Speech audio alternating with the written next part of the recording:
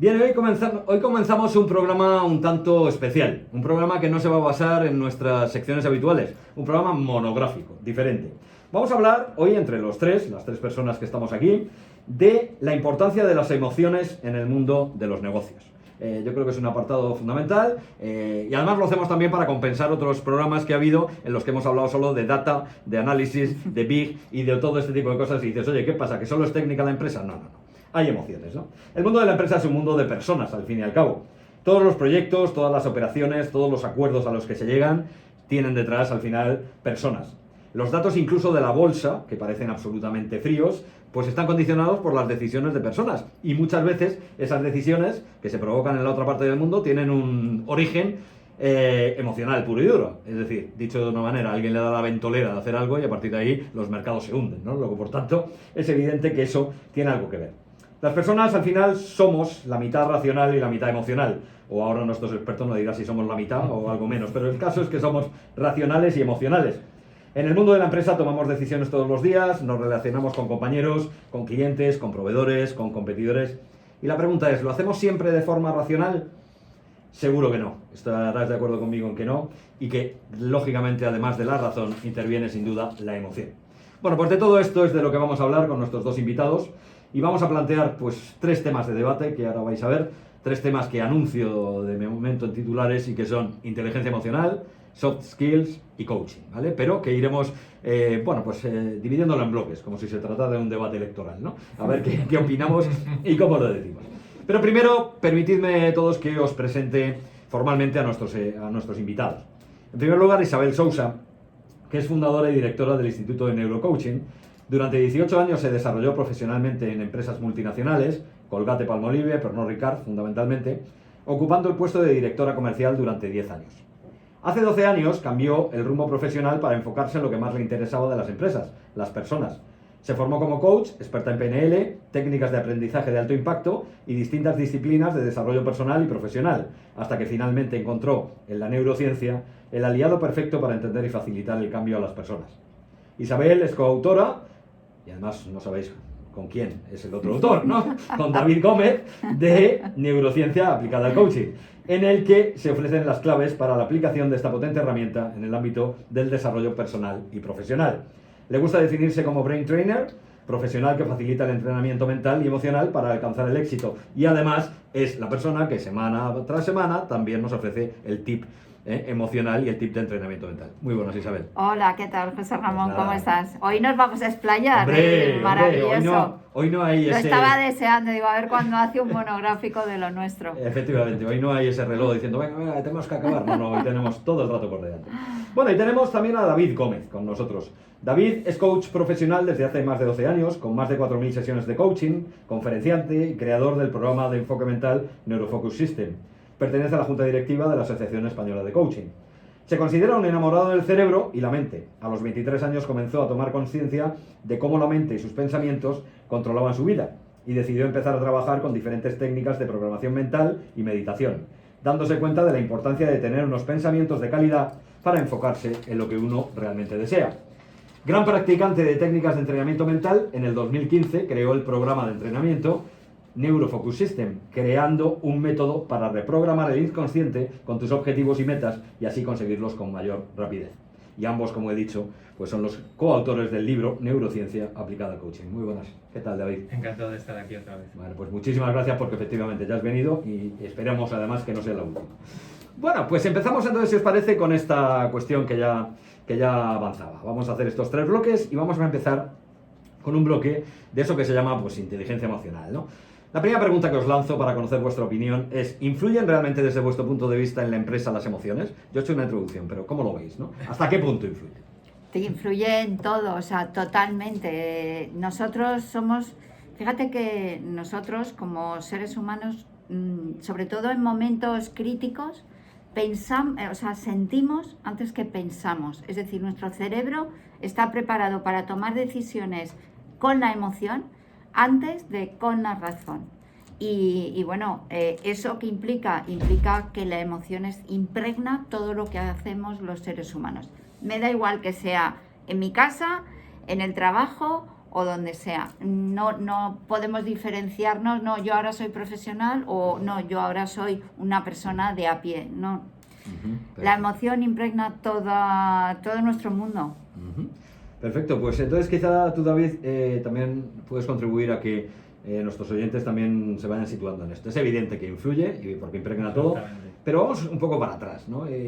Desde tu punto de vista y con tu propia definición, siempre estamos hablando de emociones, pero ¿qué son las emociones? ¿No? Para que la gente se entere de qué es esto. Bueno, las emociones, yo me voy a coger una definición budista que me encantó, que dice que una emoción es una etiqueta mental a una serie de sensaciones físicas. Al final estamos diciendo tengo miedo, pero en realidad son una serie de sensaciones que tú sientes que ocurren porque reaccionas ante un estímulo. Ya puede ser externo, que ocurre fuera, o interno porque piensas en algo, me van a despedir, y automáticamente te entra el miedo, y a lo mejor porque has oído algo o de repente has interpretado por ahí, y ya tu mente monta una película y eso te genera una emoción que al final, si te paras a pensar, tú no dices siento el corazón así, se me seca la garganta, no, tú dices tengo miedo. Exacto. Entonces es como una etiqueta mental que hemos definido, la rabia, el miedo, la tristeza, la alegría, como sensaciones físicas determinadas, y que lo hacemos así. Por eso me gusta tanto esa definición tan sencilla, y efectivamente coincido con Isabel que las emociones lo son todo, y más en la empresa. Y antes has hablado de la bolsa y no te digo nada del Bitcoin. ¡Hombre! Bitcoin que cayó eso a es no pura, sé cuánto. pura emoción. 40%. Yo soy de hold, así que hold, mantener y ya está, apretar el culete en esos momentos difíciles, porque es verdad que te entra el miedo, como tengas en la bolsa o... Bueno, se habla del pánico, ¿no? Sí, Siempre sí. en momentos críticos en la bolsa se habla de pánico. Y es así, ¿no? Es decir, no son decisiones como dicen en neurociencia, del homos economicus, sino que son decisiones que toma un hombre, una persona emocional. Vamos, un cromañón, básicamente. Oye, qué bueno. Además me ha encantado concretamente esa definición, hay muchas otras, pero me ha encantado esa definición porque efectivamente es muy sencillo. O sea, al final, ¿qué es? Una etiqueta a través de la cual yo llamo a lo que estoy sintiendo, ¿no? Desde el punto de vista incluso físico. Sí. Y efectivamente, al final, siempre si nos paramos a pensar, en el 95% de los casos, ese sentimiento está más o menos en este cerebro que se llama estómago, ¿eh? Que por ahí sentimos todas estas cosas, entre el pecho y el estómago, las cosas que normalmente nos provocan este tipo de... Sobre todo las que nos generan tensión. Claro. Las de tensión. Lo que nos genera el cortisol, la adrenalina, al final pues va todo por ahí a esa zona. Pero la verdad es que, dicho así en modo coloquial, somos un saco de carne y huesos con ojos, adicto, nuestro cuerpo es junkie de todos los neuroquímicos. O sea, al final, claro, lo que busca siempre es el placer, dame químicos buenos y evita cualquier cosa que me genere sufrimiento. Entonces, ese animalillo pues está siempre buscando eso, le da igual luego a quién afecta o no. Pero fíjate qué importante, José Ramón, que gracias a las emociones el ser humano ha podido desarrollarse como se ha desarrollado. ¿Por qué? Porque las emociones tienen un componente fisiológico, pero realmente es una respuesta adaptativa a un problema que está sucediendo fuera. Si tú te fijas, cada emoción tiene una causa que lo genera cuando son emociones correctas, verdaderas y las utilizamos bien, porque ese es el gran problema que tenemos. Pues cada emoción se genera en unas circunstancias correctas, el que aparezca la emoción tiene un objetivo concreto y la emoción te da una pauta de actuación concreta para salir del problema. Y gracias a eso, y a que nuestra memoria ha ido guardando estas reacciones automáticas, nosotros, ¿por qué? Fíjate, es que es una reacción muy cavernícola, ¿no?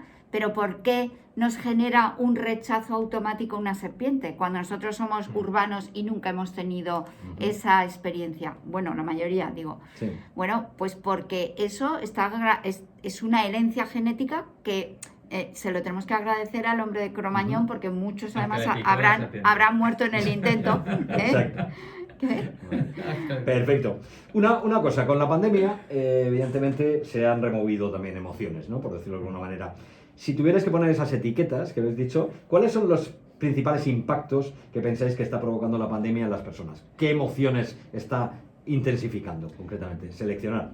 Yo creo que mucho miedo, Sí. mucho estrés, o sea, un estrés añadido. Ya teníamos estrés antes, ahora todavía más estrés. Quizás porque además del tema laboral, que se ha pasado mal, ese miedo a poder enfermar, Sí. poder morir o quedarte con secuelas, claro, porque también el tema de las secuelas y eso también asusta. Entonces, para mí la emoción ha sido miedo. Miedo y estrés, ¿no? Y luego hay otra que, claro, también la han sufrido muchas familias y es la tristeza, Sin ¿no? duda. Cuando has Claro. perdido, sobre todo porque es una pérdida realmente muy triste, porque cuando tú piensas que has tenido que dejar a tu padre, a tu hermano, a tu familiar en un hospital a morir solo, porque esa sensación de decir, bueno, por lo menos le estoy dando la mano, se siente acompañado, yo creo que es la tristeza mayor, ¿no? De esa impotencia que has podido sentir, ¿no? Ajá, qué bueno.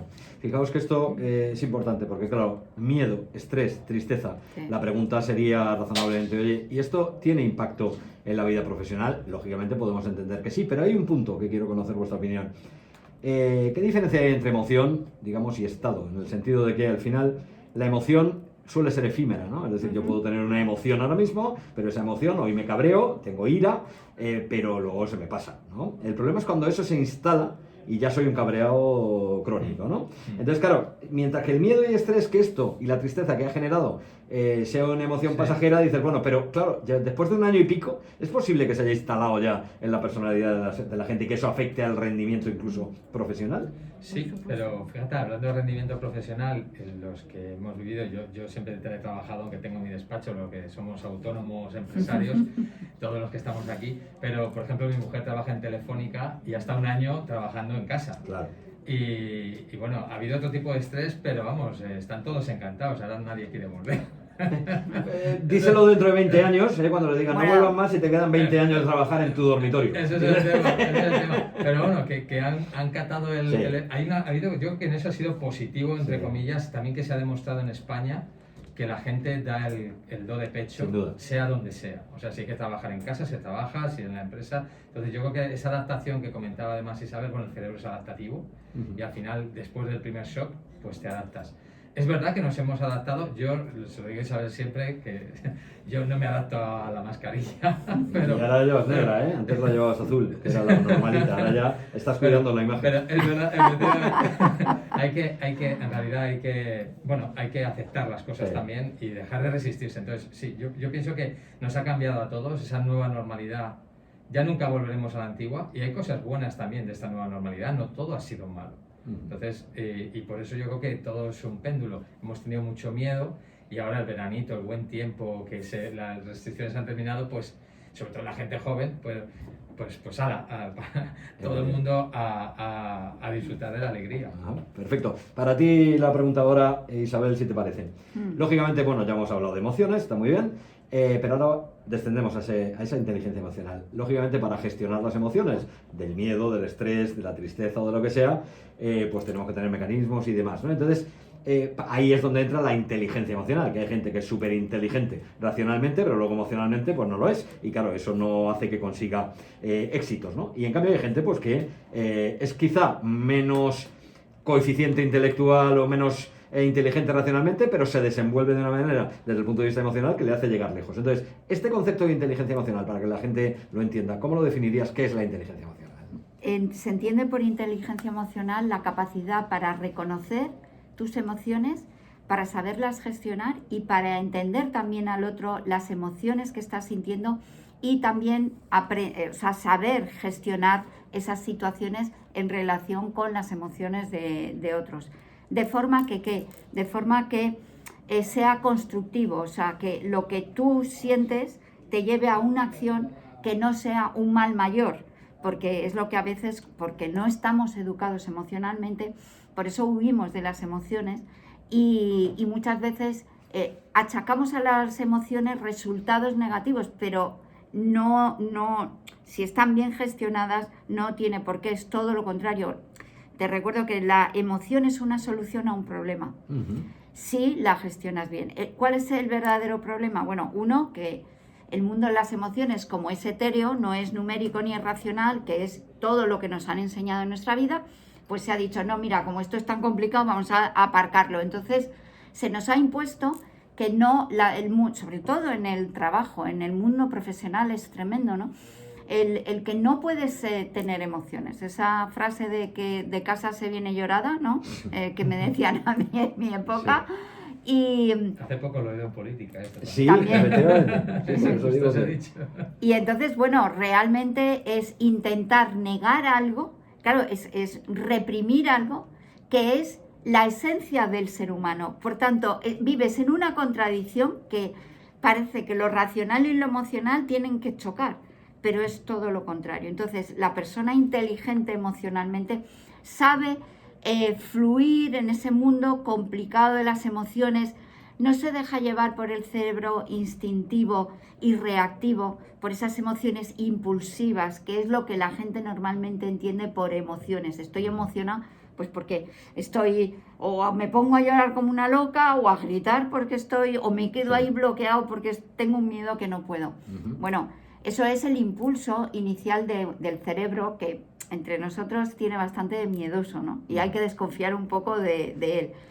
Pero bueno, hay una forma diferente de entender las emociones y de gestionarlas. Fíjate que dato más curioso, para que veas el nivel que tenemos de educación emocional, y es que solo el 38% de las personas son capaces de definir y poner nombre a la emoción que sienten cuando la están sintiendo. O sea, sí. Son las mujeres, seguro que 78 son las mujeres. Hombre, eso es... claro. Bueno, es que vosotros lo tenéis prohibido, el emocionar. Y además pudiendo... ya por definición. ¿Cómo estás bien? ¿Cómo estás mal? Pues ya está, bien o mal. ¿Cómo te encuentras? No sé, cariño, pero qué tontería. ¿A qué te refieres? Claro, exacto, son bien, mal o como siempre. O no sé, o no sé.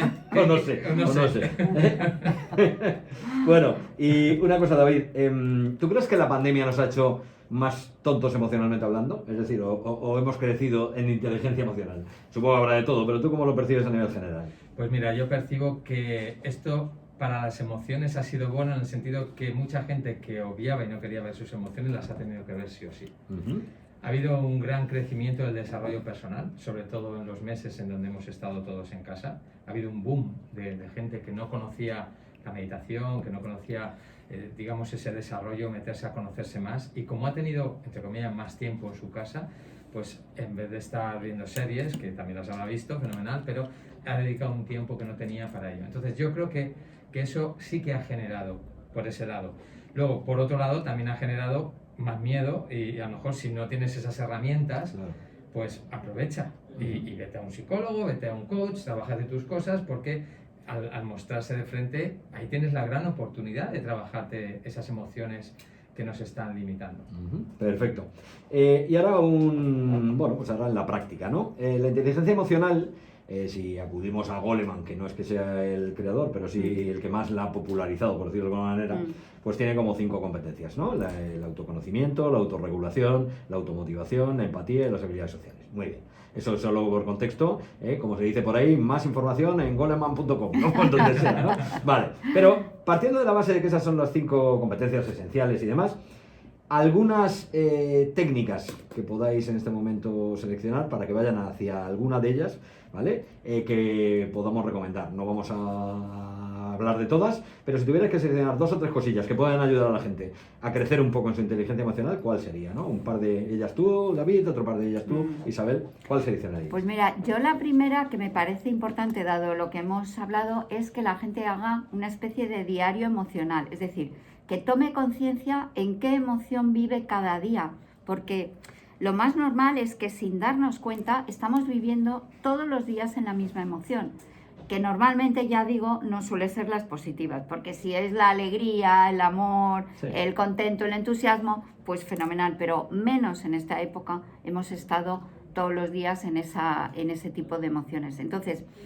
darse cuenta, ¿no?, de en qué emoción estamos viviendo y también, bueno, pues cómo esa emoción nos hace reaccionar, es decir, qué ha pasado, qué he sentido, qué he pensado y cómo he actuado, porque lo que está claro es que cada emoción lleva aparejado normalmente una reacción fisiológica y lleva asociado un set de pensamientos. Es decir, cuando yo estoy triste, soy incapaz de decir, oye, pero que mira qué majo es no sé qué, o qué ganas tengo de salir a hacer no sé cuánto.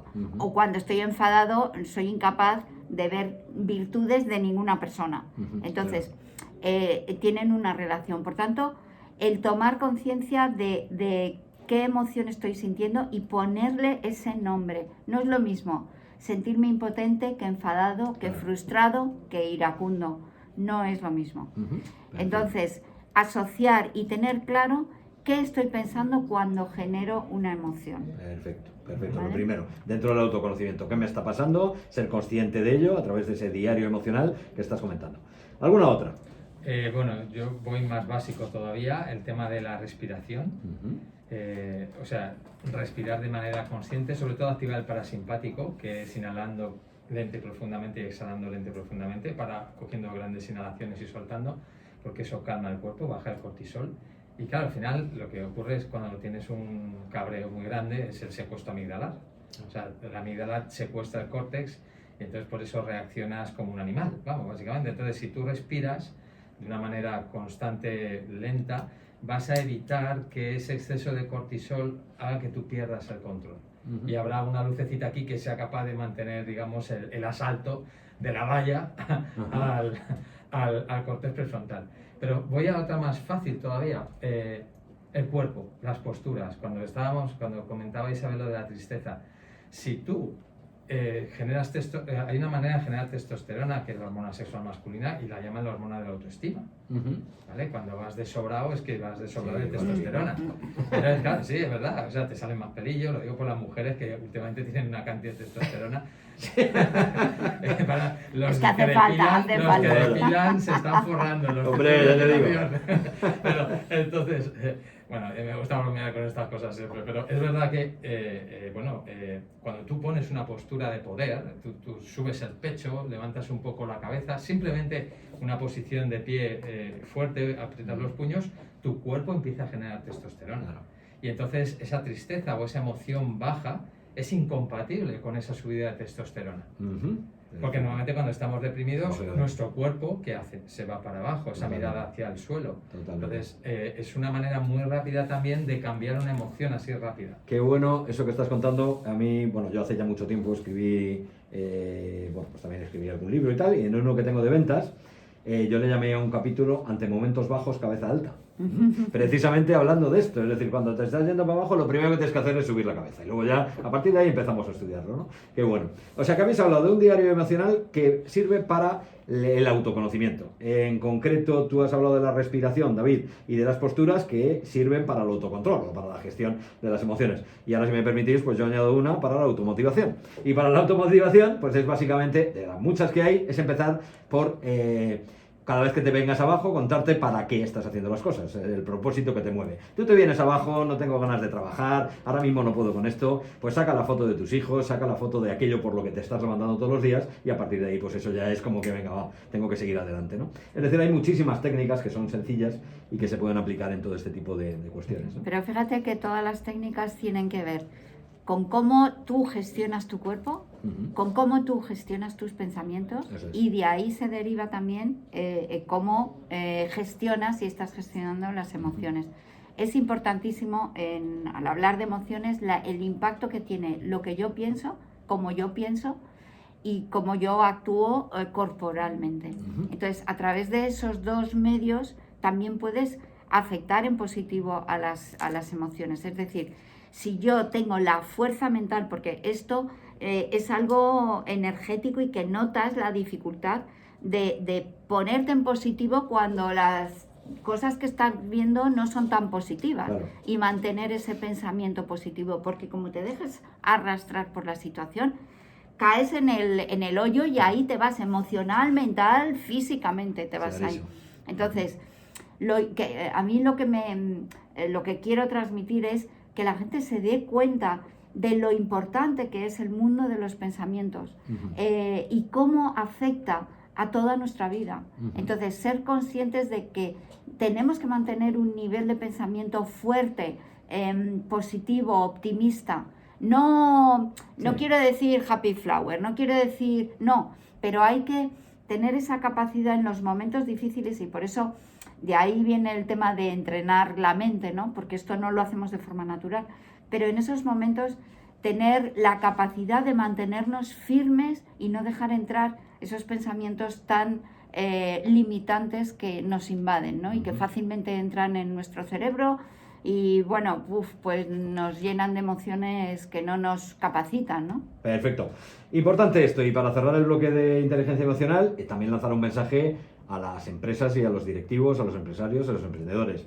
Evidentemente, ya después de haber visto lo que hemos estado hablando y demás, el impacto te lo llevas a la empresa. El impacto que tienen y la gestión de la emoción te lo llevas a la empresa. Y en muchos casos, si nos ponemos a reflexionar, pues no estamos consiguiendo los resultados no por una cuestión técnica y una cuestión de clientes, sino por una cuestión de no gestionar, de no ser suficientemente inteligentes emocionalmente. Ahí están los conflictos en las organizaciones, ahí está la desmotivación, ahí está la desgana. Por eso, un mensaje desde aquí.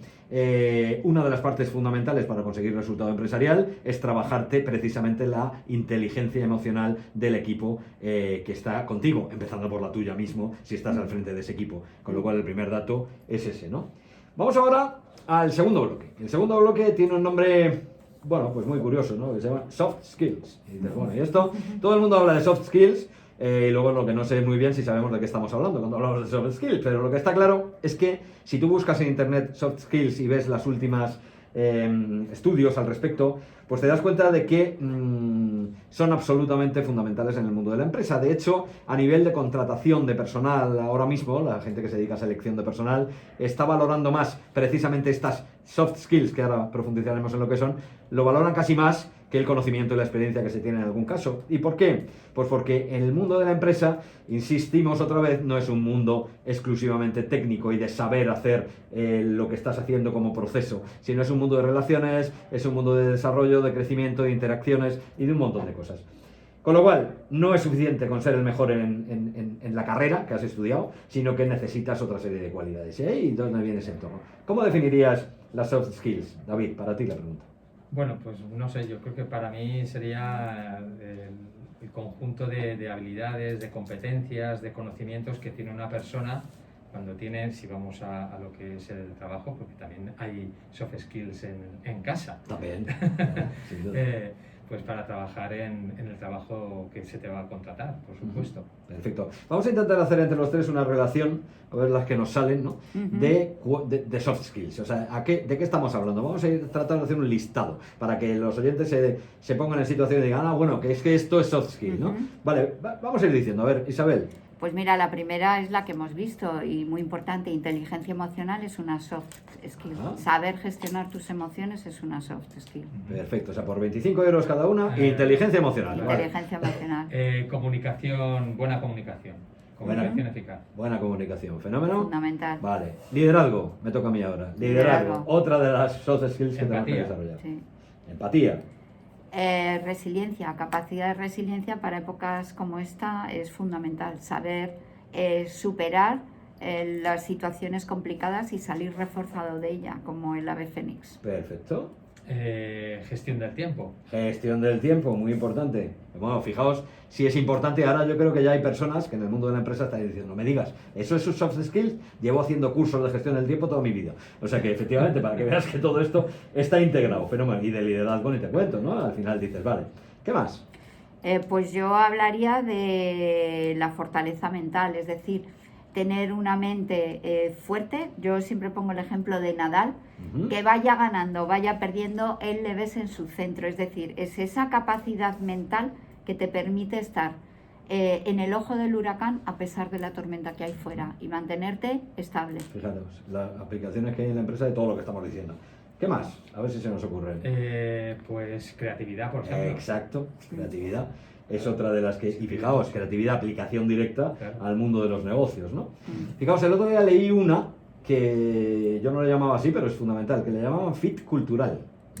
Y el fit cultural al final es la capacidad de adaptación a diferentes diversidades, culturas y demás, ¿no? Pues eso efectivamente también se catalogaba ya. ¿no? Una adaptación. Sí, capacidad de flexibilidad. Sí, capacidad de flexibilidad, adaptación, ¿no? Perfecto. O sea, como veis, un montón de... Hay otra que yo creo que Sí. es importante, que es la autoconfianza. Es decir, la capacidad de confiar en ti, de creer en ti y de ayudar a tus colaboradores a que crean en ellos, creo que es fundamental. No solo de cara, por supuesto, a lo profesional, sino de cara a ser feliz en Perfecto. general, ¿no? Y unido a eso, resolución de conflictos, o sea, problemas, capacidad con esa autoconfianza. Total. Resolución resolver de conflictos, los ¿no? conflictos, ¿no? Y ya si me apuráis, pensamiento crítico para la toma de decisiones, ¿no? Ya podemos ir aquí. Claro, hay un montón de cosas. Pero fijaos, ¿cuál era la intención de hacer esta lista? Claro, si yo soy una persona del mundo de la empresa, soy una persona que llevo equipo, soy un líder, soy un directivo y demás, y yo ahora leo esto, a ver, resolución de conflictos, autoconfianza, adaptación, creatividad, comunicación, liderazgo, fortaleza mental, resiliencia, empatía, gestión del tiempo, productividad personal. Claro, mi pregunta es, ¿tú crees que tiene algo que ver con lo que haces todos los días? ¿Tiene algo que ver con tu empresa? ¿Tiene algo que ver con lo que está de alguna manera condicionando los resultados? Es evidente que sí. Esos son las soft skills y esa es la importancia que tiene, pues precisamente de lo que estamos hablando, el garantizar que dentro de la organización se es inteligente emocionalmente y además se dominan este tipo de competencias y cualidades que influyen en el día a día, ¿no? Competencias que, por otra parte, bueno, pues yo he hecho mucha formación en mi carrera, digamos, dentro de la empresa, y a mí nadie me enseñó. Es lo que iba a preguntar. ¿Cómo se pueden entrenar esas soft skills? ¿Cómo se pueden desarrollar? Pues yo, desde luego, creo que, aparte de que, bueno, uno pueda tener o no la suerte de que en su casa fueran más inteligentes en soft skills en general, y uno lo ha podido aprender, pero como en la mayoría de los casos no es así, yo creo que es importante hacer una formación bueno, no en todas, pero sí una formación un poco global que te ayude a plantearte pues un montón de situaciones y cómo tú actúas y posibles actuaciones más positivas. Pero yo veo que te tienes que entrenar. Vale, entrenarse para desarrollar una organización, entrenarse. ¿Alguna idea adicional? ¿Tú cómo lo ves? A ver, yo desde mi punto de vista, yo lo que veo es que la base es la inteligencia emocional. O sea, si todo esto está fantásticamente bien, si soy capaz de usar mi córtex prefrontal, que es el que puede poner un poco de coherencia a todo esto y razonamiento, porque si soy muy reactivo, todas estas soft skills desaparecen en mayor o menor medida. Entonces, para mí, la base, inicio, para trabajar todas, cualquiera de ellas, sería trabájate primero las emociones. Trabájate eso. Eso sería para mí empezar. Perfecto. Inteligencia emocional, trabajarse y luego entrenamiento. Fenomenal. Fijaos, yo creo que cuando alguien está de directivo o está de responsable de equipos y tal, claro, tiene la función, la responsabilidad de contribuir al desarrollo de este tipo de cuestiones. O sea, no tiene, digamos, la responsabilidad al final de tomar la decisión de si uno se controla o no cuando hace algo, pero sí de facilitar un ecosistema en el que las personas que están en la organización desarrollen este ámbito, ¿no? Entonces, además del entrenamiento, luego hablaremos de ese entrenamiento que yo creo que es importantísimo, ¿no? Yo creo que también el directivo tiene que garantizar que, además de hacer un curso de formación en el que has aprendido todo esto, el día a día de la organización es así. Y ahí entra, por ejemplo, una función que para mí es fundamental en el líder, que es el feedback, ¿no? El feedback, es decir, pero no feedback como lo que hemos aprendido en comunicación, como una cosa aislada, el feedback como función de liderazgo. Es decir, cada vez que hay alguien en mi organización, de mi equipo, que está haciendo algo, me siento con esa persona, vamos viendo, oye, cómo ha ido esto, cómo ha ido lo otro, en qué te puedo ayudar, y vas creando un clima pues de creatividad, un clima de innovación, un clima de... Al final es una función del directivo, además del entrenamiento, el seguimiento, ¿no? Y establecer incluso una cultura en la organización que favorezca las soft skills. Porque claro, si yo estoy diciendo vamos a trabajar en equipo, o estoy diciendo vamos a ser creativos, y luego la política o cultura que monto anula la creatividad, fomenta el individualismo y demás, pues lógicamente de nada sirve los entrenamientos, etcétera, ¿no? Es un poco ese... Por eso es tan importante, al hilo de lo que tú dices, José Ramón, es tan importante que los líderes de equipos y, por supuesto, el líder de la empresa estén al 100% convencidos, no solo al 100% convencidos, sino que lo practiquen de forma que sea un ejemplo para los otros y que eso forme parte de la cultura de la empresa. Porque de otra forma es que es imposible, o sea, o está vivido o internalizado todos estos conceptos por parte de la gente que dirige la empresa, o es muy difícil que esto, si no, se ponga en marcha. Fenomenal. Cuánta gente Ojo, buena se pero va. también sufrirán las consecuencias de no hacerlo, ¿eh? Claro. Porque esto incide directamente en los resultados. Absolutamente, las tomas de decisiones reactivas, emocionales, cuánta gente buena se ha ido porque ha tenido un superior, una superiora que no ha sabido gestionar correctamente el equipo, reactiva emocionalmente y al final pues la gente buena se va. Está clarísimo, clarísimo. Está claro. Ujú. Yo creo que justamente esta pandemia lo que ha puesto en evidencia es que aparte de las habilidades técnicas, Ujú.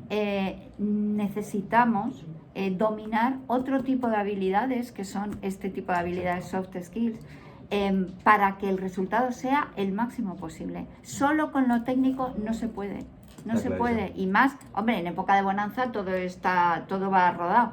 Pero Ujú. es que esas épocas son muy efímeras y aquí ya todos tenemos una cierta edad como para saber que hemos pasado Sí. pues la crisis del tal, la del cual, y cuando ya creíamos pues vino el coronavirus que echó para atrás, vamos, nos reíamos del resto de las crisis. Está claro. Bueno, interesante. Pues fijaos, inteligencia emocional, decías tú, David, hemos hablado de soft skills, y como un gran catalizador de este tipo de cuestiones, y que a veces es un gran desconocido, os voy a plantear entrar en el tercer bloque, y aquí, si te parece, aunque los tres estamos más o menos ligados al ámbito del coaching, ¿no?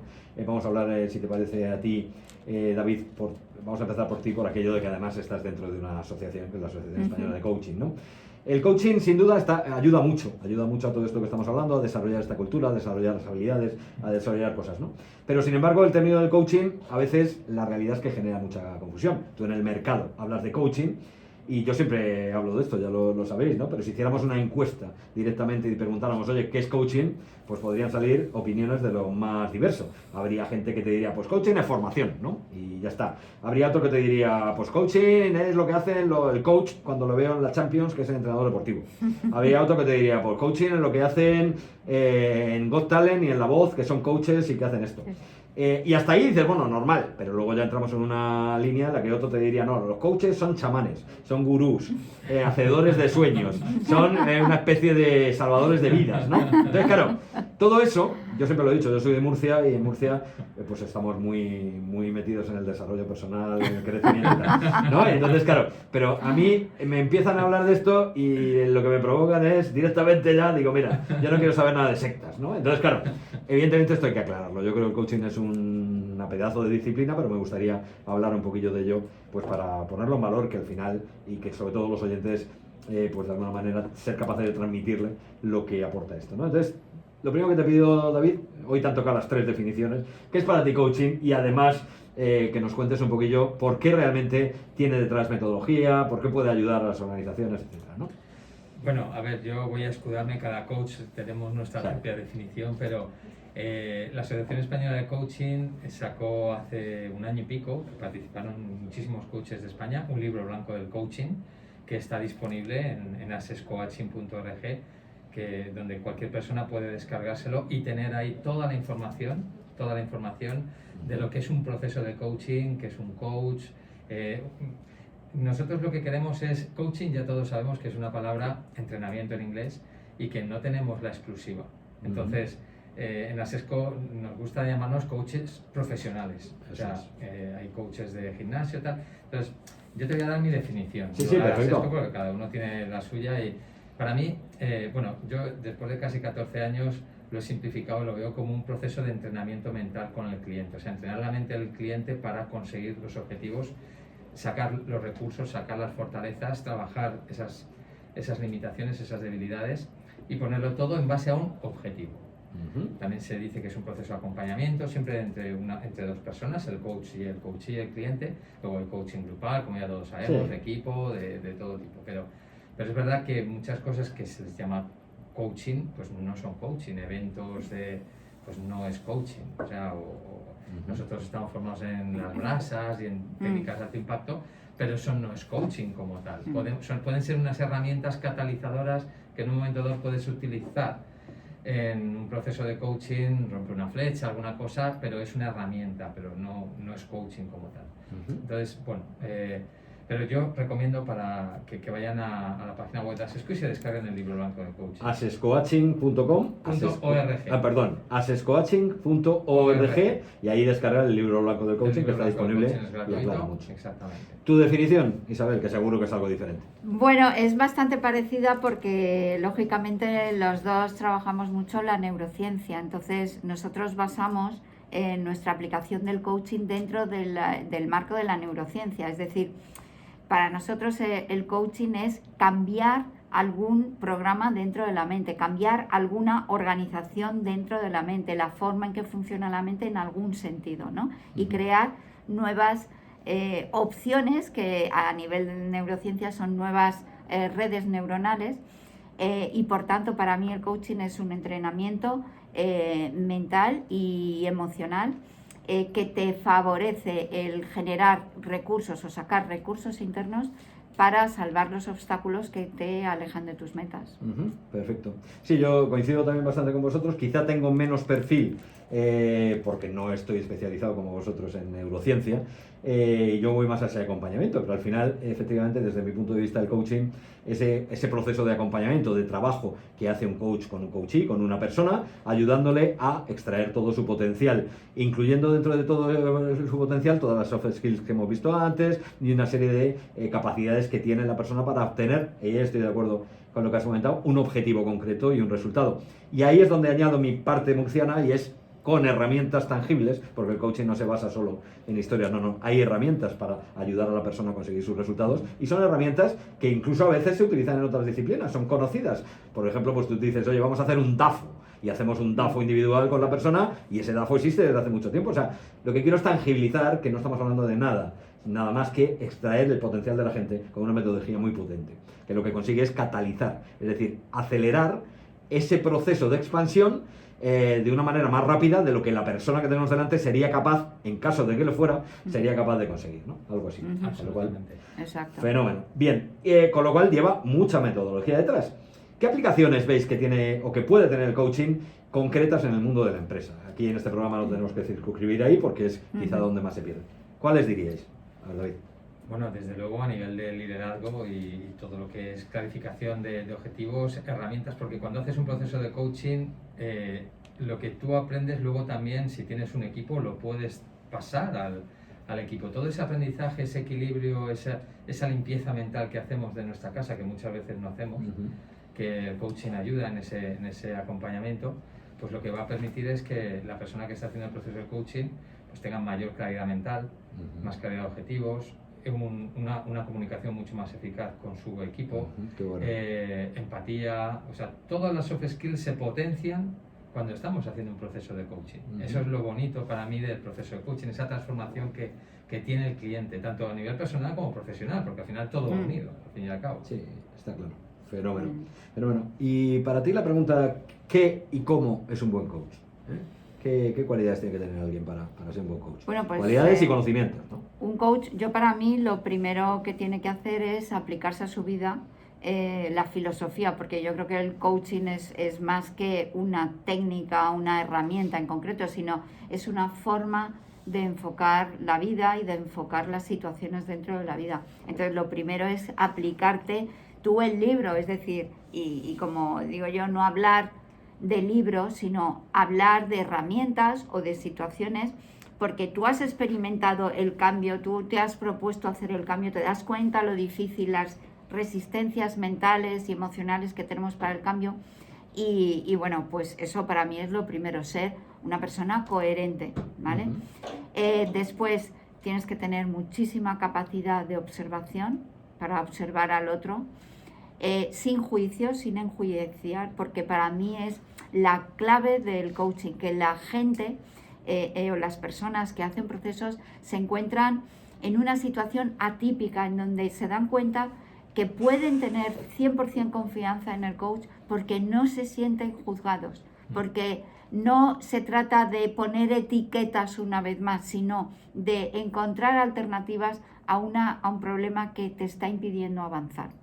Entonces, para mí, la escucha activa, el no juicio, la flexibilidad y sobre todo muy importante el tener claro, porque esto yo creo que a veces se confunde, el coach Por eso a veces es difícil vender este tema, porque el coach no da consejos, no te dice, no es un consultor experto en una materia que te dice lo que tú tienes que hacer, sino que el coach lo que hace, como muy bien decíais, es acompañarte, favoreciendo que contestes tus propias preguntas, es decir, que tú des la resolución, que saques de ti la solución, porque tú eres la persona más indicada para conocer tus circunstancias y tus capacidades. Hombre, el coach siempre te va a empujar un poquito más allá de tus límites, pero no es una persona ni que aconseja, ni que dice lo que hay que hacer. Es una persona que te ayuda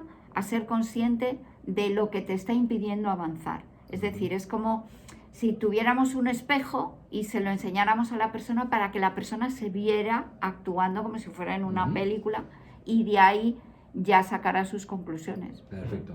¿Qué añades ahí en cuanto a cualidades? Porque además estoy seguro que habréis trabajado también en las cualidades que tiene que tener un coach, en que tiene que estar formado, tal. ¿Tú qué podrías añadir? Bueno, nosotros por supuesto abogamos porque un coach sepa del cerebro.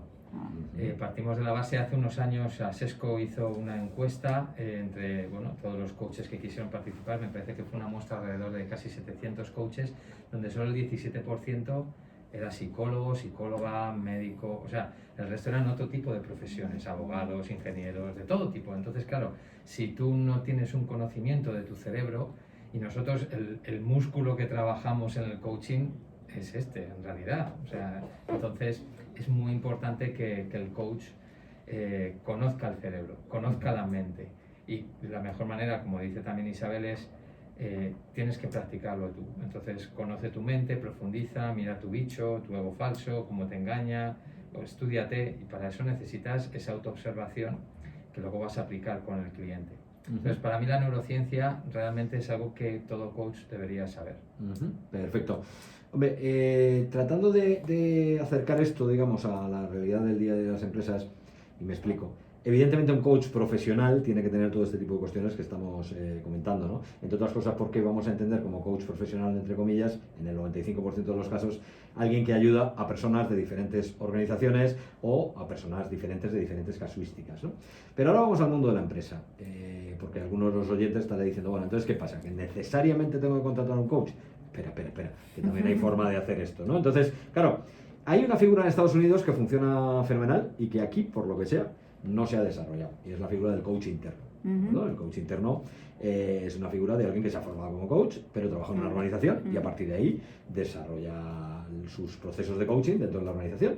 Esto es factible, pero aquí en España no se ha desarrollado, ¿no? ¿A qué creéis que se debe eso? De que en España, en las organizaciones, realmente no se aplica el coaching de forma masiva y de forma habitual.